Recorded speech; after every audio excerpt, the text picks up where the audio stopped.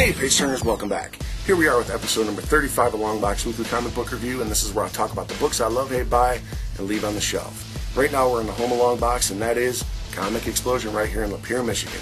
We're located at 216 East Nipissing Street. Right now we got 70% off back issues and 30% off trades. So swing in, take advantage of these deals and specials because I'd love to meet and see some of you guys. Love it or hate it, buy it, baby. Maybe leave it on the shelf. Love it or hate it or buy it, baby. Maybe leave it on the shelf. Oh, love it or hate it or buy it, baby. Come on, leave it on the shelf. Love it or hate it or buy it, baby. Leave it on the shelf. And here we are again with the most important part of the show, boys and girls, and that is supporting independent artists. So if you've got a book that's been in print, digital, physical copy, whatever it is, send it my way. I'll give it an honest review and put it on the show. If you're feeling artistic and you watch the intro, all those caricatures that were drawn to me were sent in by viewers just like you. So if you'd like to get some of your artwork on here, send it my way. I'll edit it into the intro and you're going to be part of the show just as much as I am. So thank you very much for everybody that sent stuff in so far, and I can't wait to see what comes next. And speaking of independent books, this week we have another independent book. This was sent to us by Paul Jameson over at the Superhero Network, and it's Paragon issue number 3. Now I've reviewed the first 2 issues of this book, so you guys can find those in earlier episodes of Longbox. However, the first issue I really didn't enjoy too much. I thought there was a good foundation, but there wasn't, there was still a bit of confusing elements that were going on. Issue 2, they tightened things up. Things really seemed to progress the character and the story quite well.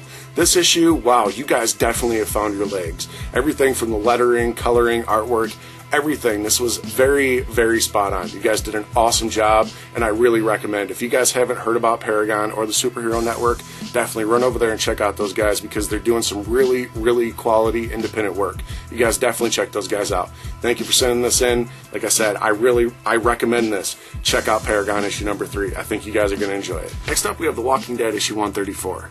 And this was a serious knockdown, drag-out issue. This was serious. Some stuff happened in this issue that, I just didn't expect. There was some serious plot development that happened in this book. And I gotta say, man, it's kind of erased a lot of doubts that I've had in these, past 6, 7 issues that they've put out. I gotta say that I do recommend picking up this issue just to behold what happens in this issue. The stuff that happened, like I said, I just didn't expect this to happen. This level of anger with this character, I guess you could say. So with that being said, I really recommend you check out this issue of Walking Dead. Don't miss out on issue 134. You're going to want to check this one out. This is definitely a pickup. Next up, we have Batman issue number 36, and I cannot say enough about this issue. The events that take place in this book, wow. I'm looking forward to the next issue coming out more than anything in the next month. I got to say that the next Batman book is probably going to be the book that I will walk through knee-deep snow, barefooted if I have to get.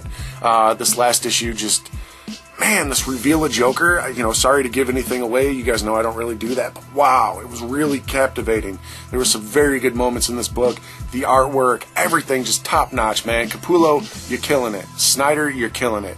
Way to go, Team Batman. Definitely don't miss out on issue 36 of Batman. You don't want to leave this one on the shelf. You know what good old Jack Burton always says? If you find yourself in a comic shop on a stormy November night and you look down and happen to see a copy of Big Trouble in Little China issue number 6, you might want to pick it up. This was an awesome book. Those of you that love this movie, you're really going to like this comic book.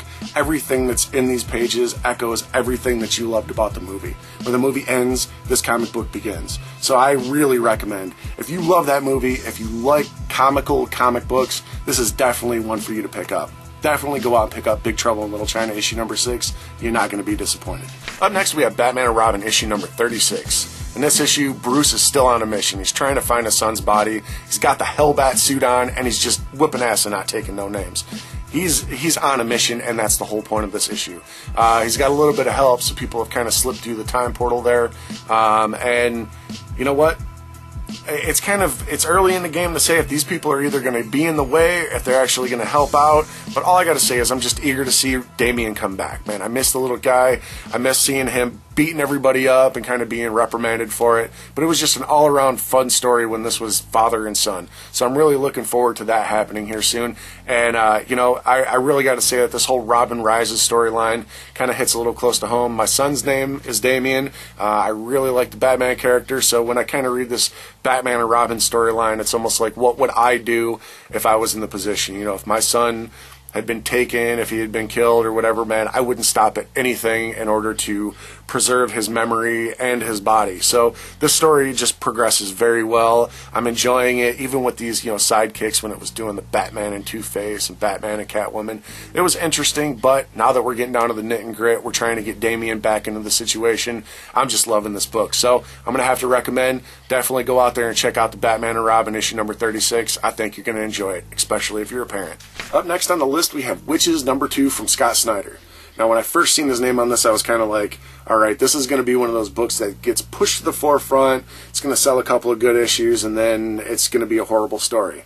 Man, I was wrong. These first few issues, just solid, compelling, gripping. You know, the first issue left me with some things kind of, I was like creeped out. I was like, wow.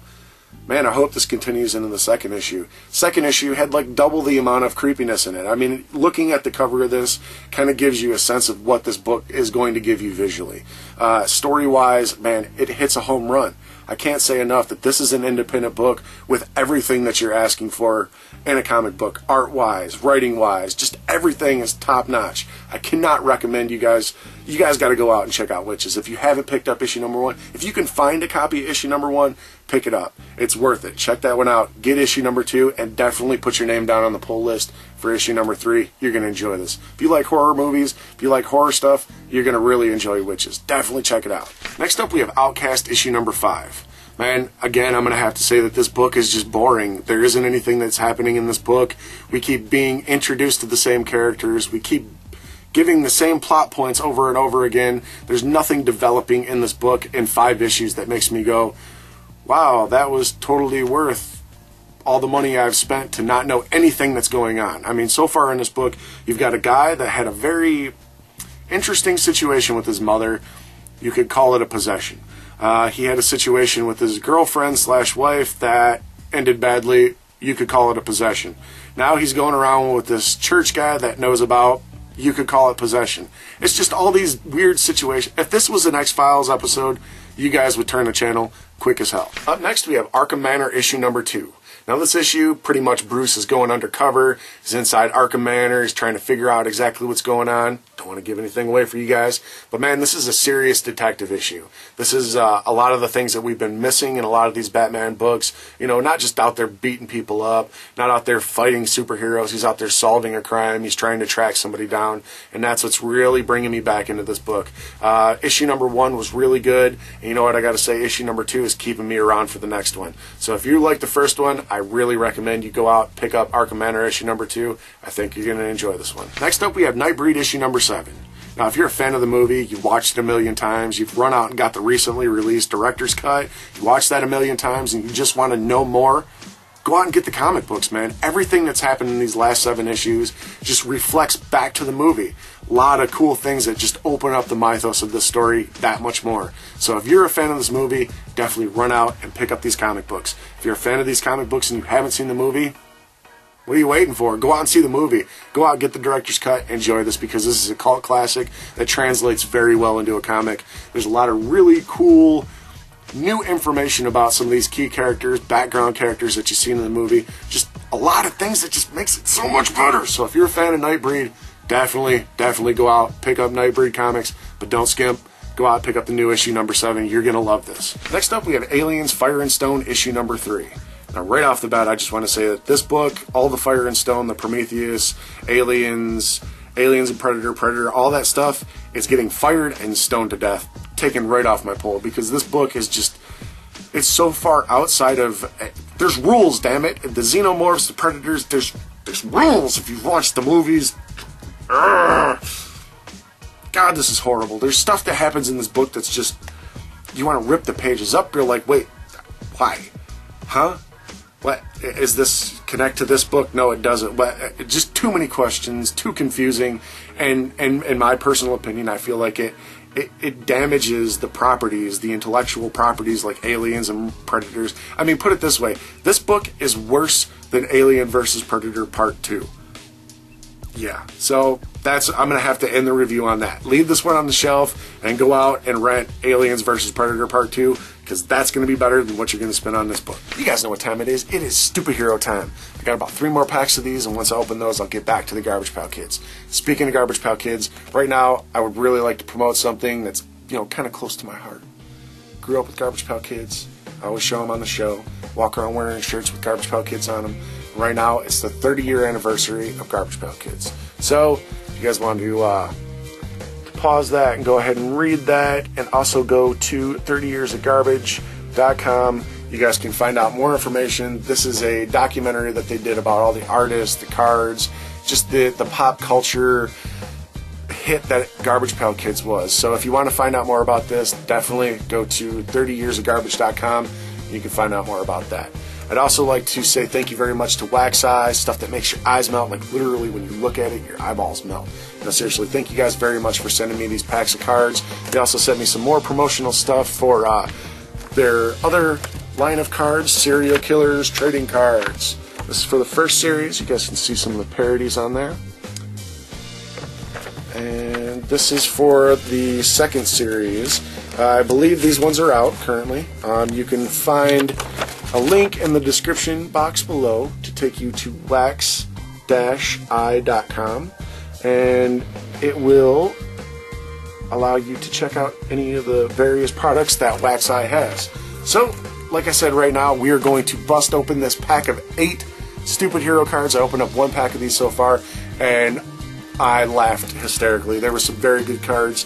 There are 55 different cards, but there are A and B, so they have A's have one name, B's have another name, and there are chase cards. There are regular and X-ray versions. So I'm going to open up this pack, just dig into it. You guys know what's up. If you like these cards, if you find any of them comical, if you enjoyed any of them, definitely give me a thumbs up, or leave in the comments below what you enjoyed about them. If you didn't enjoy them, let me know what you didn't enjoy. Alright, what do we got here? We have the Dynamic Dud. We have Nick Fury. Make sure I don't get any glare on these. Nick Fury. Irony Man. Enjoy that. The Bionic Booger. Yes, I love it. Fit and Fat. Now that's a perfect superhero team. So much would get accomplished. We have the Phobic Flyer. What's he afraid of? I would have to say flight height farts. That's what he'd be afraid of. We got the Schnoz. Got another one of those. And then we have Super Hurl. Look at the guys like, oh, damn it again. So, if you guys enjoyed these, if you thought the Stupid Heroes were comical, if you enjoyed any of them, if you didn't like them, let me know in the comments, man. If you want to check out more of these, if you want to get a pack yourself or a couple packs, especially for Christmas, man, these would make very cool stocking stuffers. Definitely go to wax-i.com. Like I said, in the description box below, you're going to find a link that's going to take you right to that. Definitely go check those guys out. Check out all their cool stuff. They're serial killers. They're Stupid Heroes. You guys are going to find some really cool stuff, but be careful. Your eyes will melt. Sorry about that, guys. I had a customer come in. As I was saying, thank you very much for checking out this week's episode. Thank you, Wax Eye, for sending in the Stupid Hero cards. I got a couple more packs, so if you guys want to check out more of those, definitely tune in. If you'd like to get some packs yourself, right in the description box below, I've included a link for you to travel over to wax-i.com and get some of that stuff. Thank you guys very much again for tuning in. If you read any of this week's books, if you agree with my reviews, if you disagree with them, feel free in the comment section below to leave a comment, and I'll reply as soon as I get a chance. Thank you guys so much, and I will see you guys again. That was weird. Next week. Love it or hate it about you, baby. Maybe leave it on the shelf. Love it or hate it about you, baby. Maybe leave it on the shelf.